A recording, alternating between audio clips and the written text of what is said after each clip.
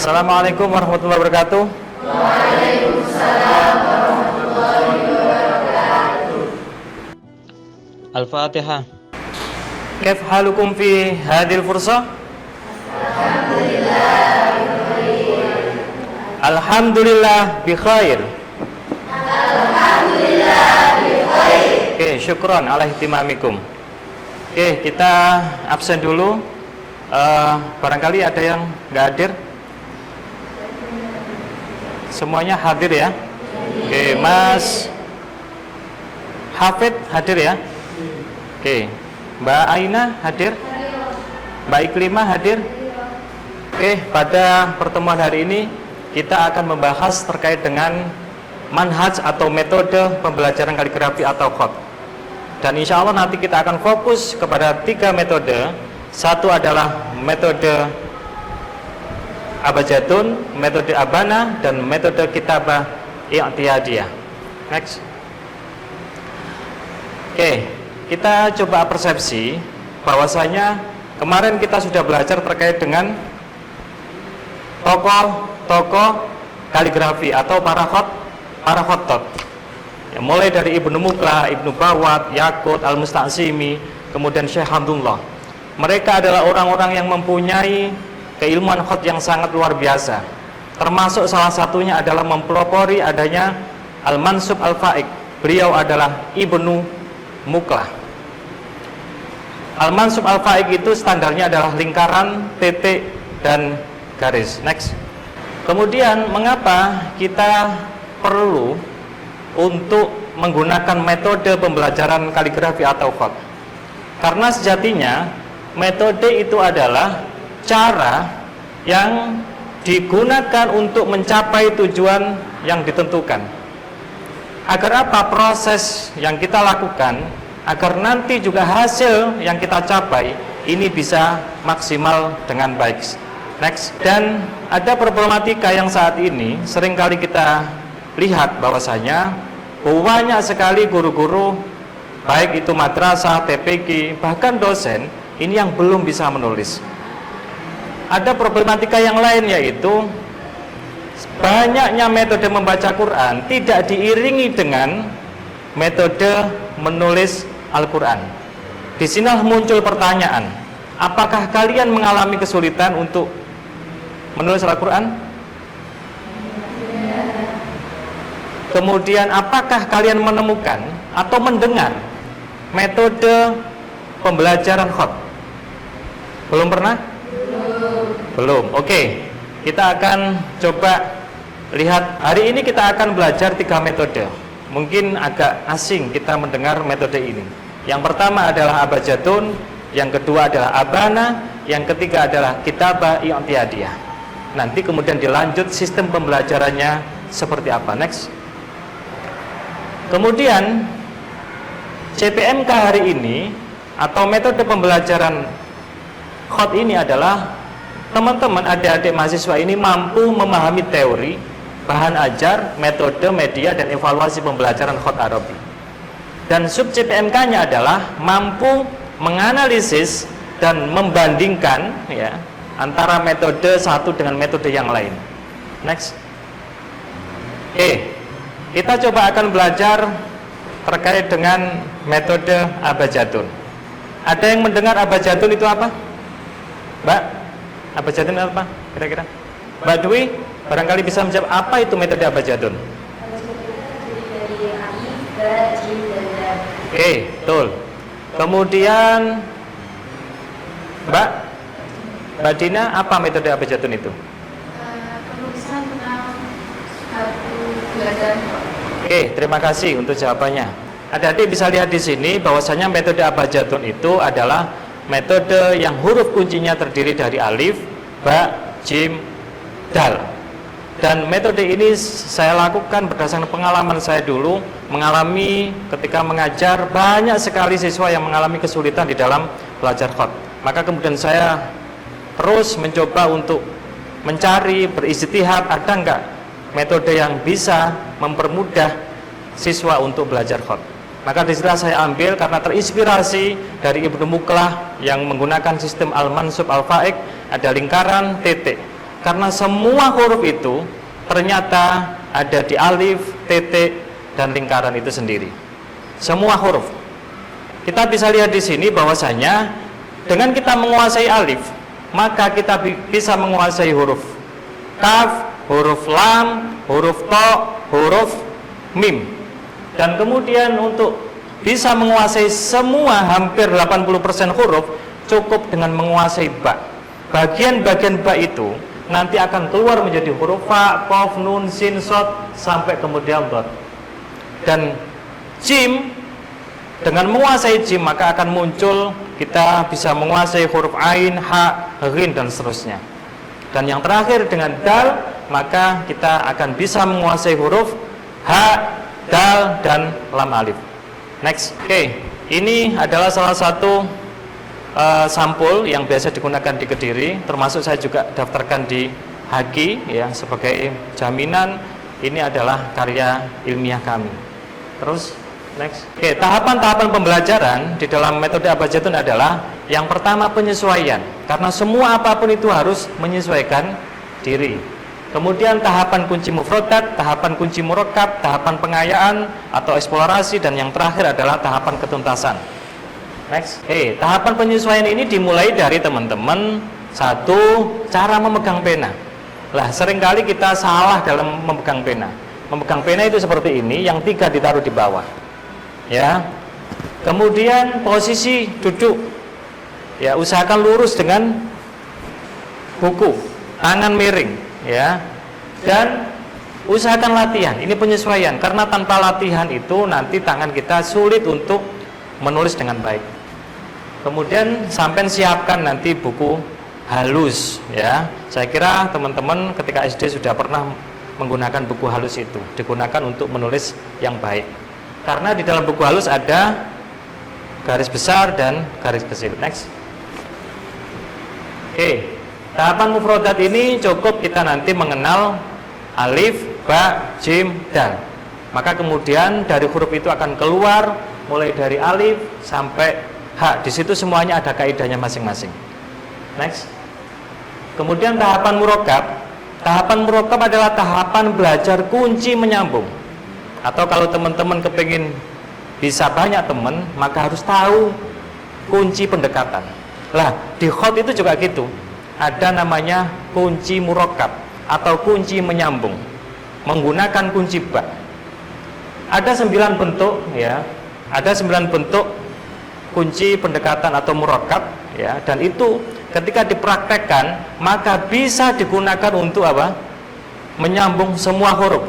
Sin digabung dengan alif bisa. Ba digabung dengan jim bisa. Semuanya terangkum di dalam kunci ba ini. Tinggal diganti kepalanya, bawahnya tetap. Itu kuncinya di situ.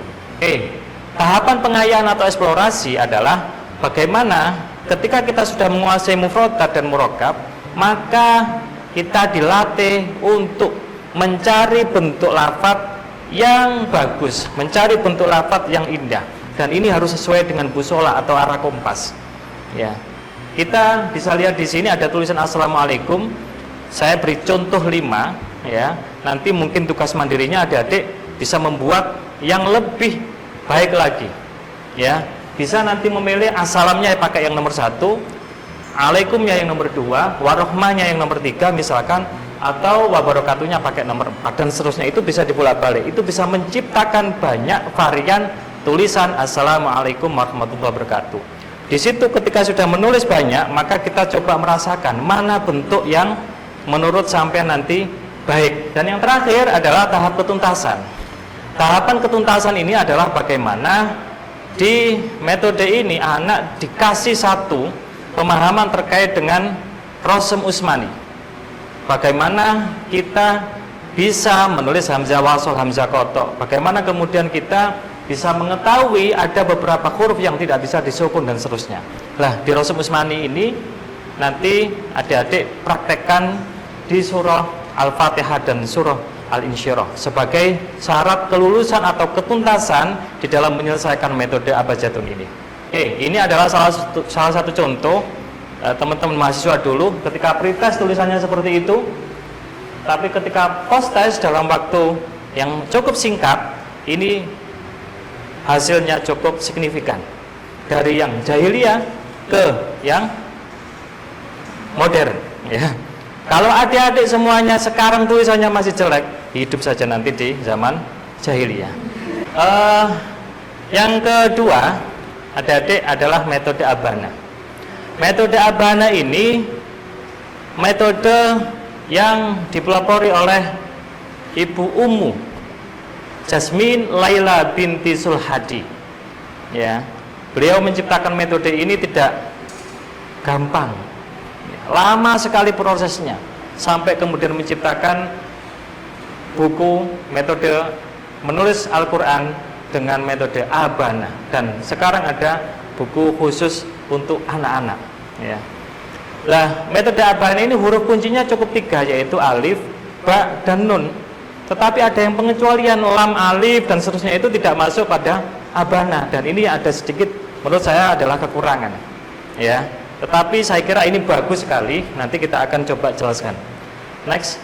Jadi di dalam metode Abana ini saya kira sudah jelas, tadi saya terangkan bahwasanya terdiri dari huruf alif, ba, dan nun, ya. Dengan ba nanti keluar huruf fa, dengan ba nanti keluar huruf apa? Shad, ya, dan seterusnya. Dengan nun keluar huruf qaf, huruf nu, huruf lam, huruf apa lagi? Ya, huruf shad juga badannya shad, ya. Jadi ini adalah salah satu teori yang digunakan oleh Ibu Ummu Jasmin di dalam membuat satu kunci metode pembelajaran menulis Quran dengan metode Abana. Next. Oke. Metode Abana ini, kalau di metode Abjadun tadi menggunakan buku halus, ada garis besar, garis kecil, dan itu sebenarnya sama dengan garis buku biasa. Nah, di metode Abana ini garis-garisnya yang ada di buku itu disesuaikan dengan buku umumnya. Kita menggunakan sehari-hari itu ada garis-garisnya. Oke, metode Abana ini salah satu kuncinya adalah kita akan terbiasa hafal dengan kaidah itu. Karena apa? Di sini diajarkan mengulang sampai beberapa kali. Ya, jadi 5 jilid itu luar biasa. Mulai dari huruf hijaiyah, mulai dari huruf sambungan awal, sambungan tengah, dan sambungan akhir, sampai kemudian membuat satu ayat-ayat Al-Quran atau menulis ayat Al-Quran. Lanjut. Kemudian bahkan sekarang juga sudah menciptakan buku Abana khusus untuk PAUD atau TK, dan juga sudah membuka kelas online. Di Abjadun juga sudah membuka kelas online. Nah, dan ini adalah contoh-contoh bagaimana pembelajaran Abana yang sudah dilakukan oleh Ibu Jasmin. Next. Oke, sekarang yang ketiga adalah metode Kitabah I'tiadiyah. Ini metode yang diprakasai oleh siapa? Syekh Bilal Hamidi, dan diturunkan kepada murid-muridnya, sehingga muncul yang merah itu dari Bandung, ya. Muridnya beliau juga menciptakan itu sama, ya. Kemudian di Denanyar juga menciptakan itu sama, At-Thariqah Al-Hamidiyah fi Tahsinil Kitabah I'tiadiyah. Next. Oke, metode Kitabah I'tiadiyah ini adalah satu, bagaimana penguasaan huruf-huruf lengkung, penguasaan huruf-huruf yang lurus, kemudian perubahan-perubahan bentuk ketika sambungan. Kemudian yang terakhir adalah membuat kalimat-kalimat pendek, kalimat-kalimat panjang, sampai kemudian nanti ujian ketuntasan dengan menggunakan surah-surah pilihan, termasuk di sini ada surah Al-Fatihah. Kalau di metode Abjadun menggunakan buku halus, kalau di metode Abana menggunakan garis-garis biasa seperti buku, kalau di metode Kitabah I'tiadiyah menggunakan garis-garis yang lebih kecil lagi, ya, agar akurasi tulisan itu bisa lebih baik. Sekarang kita akan membahas yang keempat, aplikasi yang mempermudah teman-teman di dalam belajar khat. Ada aplikasi Ana Mukhtariful Khat, ada aplikasi Masyak, ada aplikasi Klek, ada aplikasi Kitabaku, dan seterusnya. Itulah yang kemudian mempermudah teman-teman sekarang itu bisa setoran, bisa belajar lewat media-media atau aplikasi-aplikasi online, baik online maupun offline ataupun langsung. Ini saya kira harus kita tempuh agar pembelajaran kita semakin baik, semakin cepat. Untuk materi sudah selesai saya sampaikan. Hari ini nanti teman-teman semuanya, yang pertama adalah dibagi kelompok 3 ya. 1, 2, 3, 4, 5. Ini 5 satu kelompok ya. Nanti ini 4 satu kelompok, untuk yang laki-laki satu kelompok. Jadi ada tiga kelompok. Satu kelompok ini adalah membahas terkait dengan metode Abajadun. Kelompok yang kedua membahas Abana. Kelompok yang ketiga membahas Kitabah Ityadiyah. Setelah itu kemudian saya akan kasih medianya untuk sampean latihan ya, untuk sampean latihan mencoba merasakan bagaimana sih metode Abajadun, bagaimana metode Abana dan seterusnya ya. Baru kemudian nanti teman-teman diskusi, setelah diskusi cari kelebihan dan kekurangan dari masing-masing metode dan presentasikan ya, apa kelebihan dan kekurangan dari masing-masing metode tersebut. Silakan teman-teman untuk menyesuaikan tempatnya masing-masing, kelompok 1, kelompok 2 dan kelompok 3. Oke, nanti teman-teman di dalam mencari kelebihan dan kekurangan masing-masing metode, sampai bisa cari referensi yang sudah ada. Termasuk salah satu karya saya, misalkan di situ ada cara praktis belajar khot nasfi. Kemudian ada karya saya juga pengembangan pembelajaran tahsin kitabah melalui metode Abajadun dalam perspektif aliran nativisme, empirisme, konfigurisme, pelatihan khot dan seterusnya.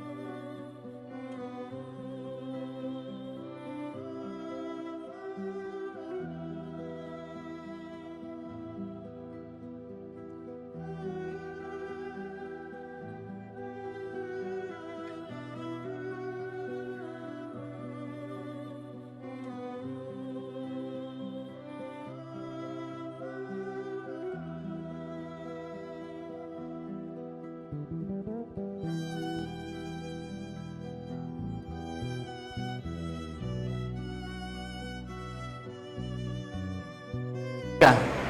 Oke, terima kasih kalian sudah merasakan menulis kelompok 1 metode apa? Kelompok 2 metode apa? Kelompok 3 metode? Silakan untuk maju perwakilan dari kelompok Abana, Abajadun maupun Kitabah Ityadiyah untuk menyampaikan kelebihan dan kekurangan dari setiap metode yang sudah sampean rasakan tadi itu. Silakan, monggo. Dari Ustaz, nama saya Nafisa Khalili dari kelompok Abajadun. Di sini menjelaskan dari kelebihan dan kekurangan metode Abajadun. Kelebihan yang pertama adalah metode ini menekankan pada yang huruf kuncinya alif, ba, jim, dan dal dalam menguasai murokat dan mufradat. Kemudian kelebihan yang kedua yaitu modul pembelajarannya bisa diunduh via PDF. Ada yang versi materinya banyak dan sedikit sehingga dapat menyesuaikan kebutuhan kita. Kemudian kelebihan yang ketiga yaitu buku halus bagi siswa sangat mudah didapatkan di toko. Kelebihan yang keempat ada materi pemeliharaan dan materi hasil musmani. Kemudian untuk kekurangan metode Abajadun ada 3. Yang pertama yaitu metode ini lebih cocok untuk tingkat aliyah dan perguruan tinggi, sehingga untuk tingkat madrasah ibtidaiyah tidak kurang cocok untuk digunakan. Kemudian kekurangan yang kedua yaitu standar nilai minimum 60 sudah di atas lulus. Kekurangan yang ketiga yaitu minimnya literasi dan referensi menunjang pada metode ini. Oke, terima kasih. Selanjutnya. Nama saya Azhar Yusufa. Di sini saya akan menyampaikan kelebihan dan kekurangan yang ada pada. Kelebihannya yang pertama, metode Abana ini menekankan pada 3 huruf kunci yaitu alif, ba, dan nun. Kemudian ada banyak pendampingan dari ibu dan huruf. Kemudian ada juga lembar nilai dalam setiap tahap.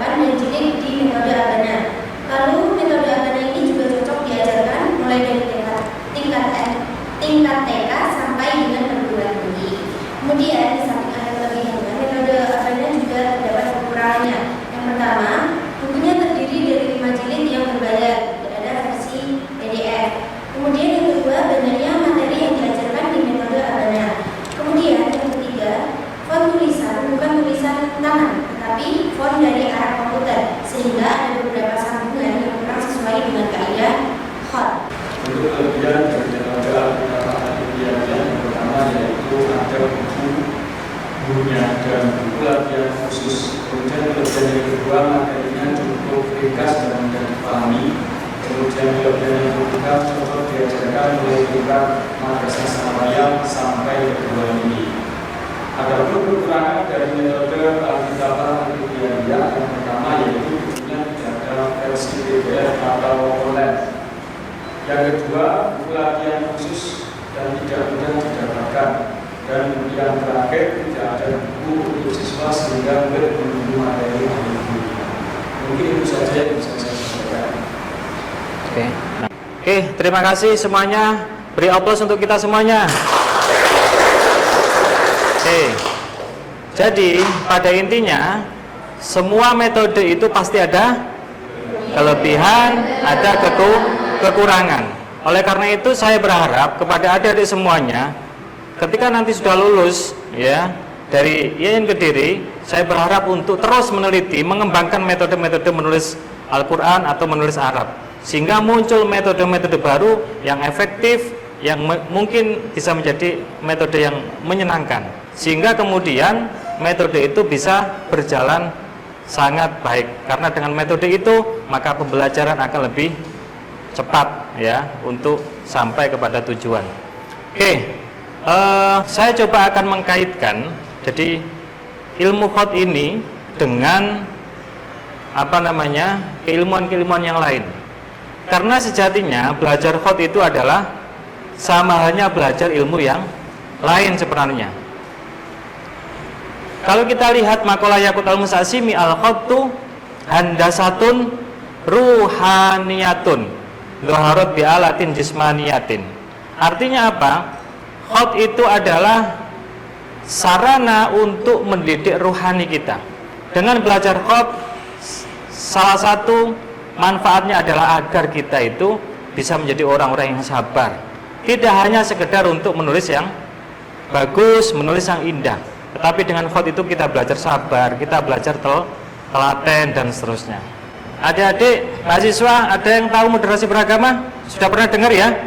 Oke, saya akan mencoba mengkaitkan moderasi beragama dengan khat, dan ini kemungkinan nanti minggu depan akan kita bahas lebih detail lagi.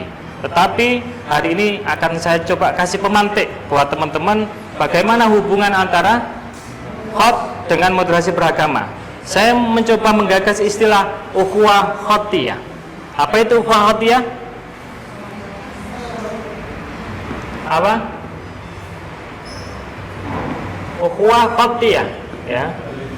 Jadi bagaimana seorang khattat atau pembelajar khat itu menjadi pribadi yang mampu tidak hanya menulis khat tetapi mampu bekerja sama dengan baik dengan orang lain, mampu empati terhadap orang lain. Dan ini menjadi problem sosial teman-teman khat ya, karena seringkali teman-teman khat itu hanya hubungan dia dengan gurunya, tanpa hubungan dia dengan murid-murid yang lain, seringkali egois. Maka disinilah pentingnya internalisasi moderasi beragama untuk menumbuhkan ukhuwah khatiyah. Seorang khattat itu harus mempunyai komitmen untuk terus latihan, untuk terus mengembangkan ilmu khat itu sendiri. Dengan mengembangkan ilmu khat itu sendiri, maka bisa dijadikan indikator bahwasanya seorang khattat itu mempunyai komitmen kebangsaan yang tinggi. Dengan menyebarluaskan ilmu itu dengan baik, maka otomatis generasi-generasi Islam, generasi-generasi muda itu akan selalu mencintai keilmuan-keilmuan Islam atau seni-seni Islam itu sendiri. Maka di sini pelajarannya adalah bagaimana seorang khattat itu juga harus mampu mempunyai sikap toleransi yang tinggi terhadap teman atau orang lain yang mempunyai mazhab khat yang lain. Karena seringkali gesekan itu karena perbedaan mazhab khat.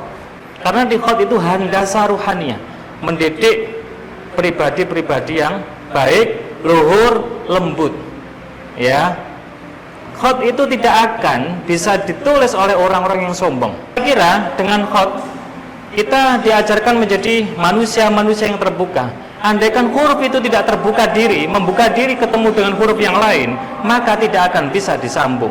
Kejargon al-muhafadzatu al-qadimi soleh wal akhdhu bil jadidil aslah.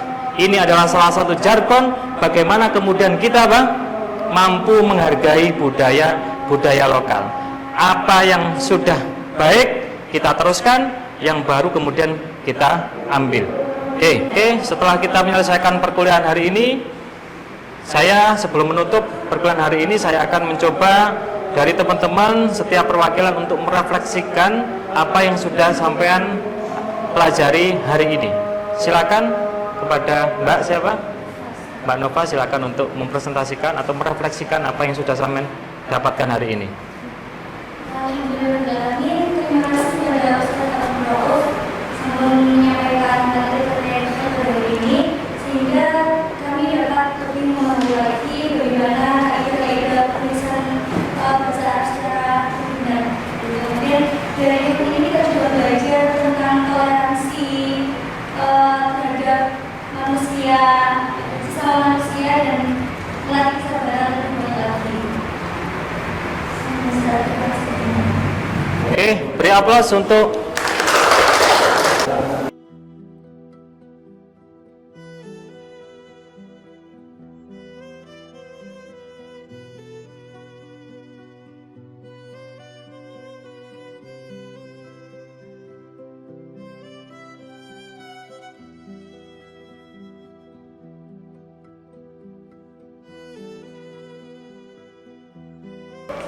Oke, teman-teman semuanya, sebelum saya akhiri, saya akan memberikan arahan kepada teman-teman.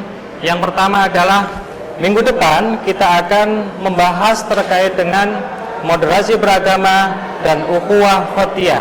Coba nanti dicari referensi atau literasi yang terkait dengan itu. Insya Allah besok kita akan bahas lebih rinci lagi terkait dengan ukhuwah khotiyyah dan moderasi beragama. Yang kedua adalah mohon adik-adik setelah tadi sudah merasakan bagaimana menulis khat, ya menulis metode abjadun, silakan untuk dipraktekkan di rumahnya, di kontraannya, di kos-kosannya masing-masing menggunakan metode abjadun. Kemudian yang ketiga, saya ingin mengutip satu makalah Sayyidina Ali radhiyallahu an, al-khattu mahfiyun fi ta'limil ustadi wa qiwamuhu fi katratil mashki. Kalau kita kepingin cepat bisa, maka ada dua pendekatan yang harus kita lakukan. Yang pertama adalah bagaimana belajar kepada guru. Jangan sampai kita belajar apapun termasuk ilmu khat itu kepada selain guru. Karena dengan gurulah maka kita akan mendapatkan asrarul ilmi, asrarul khat. Yang kedua adalah dengan kathratul masyq, banyak latihan. Tanpa banyak latihan, tulisan kita akan sulit menjadi bagus. Dua metode ini dengan guru dan juga banyak latihan. Mahfiyun fi ta'limil ustad dan kathratul masyq. Mudah-mudahan minggu depan dan seterusnya kalian menjadi orang-orang yang mampu menulis dengan baik, mampu mengajarkan kepada generasi-generasi muda yang lain untuk bisa menulis Al-Quran. Syukran al-hitimamikum jami'an. Assalamualaikum warahmatullahi wabarakatuh.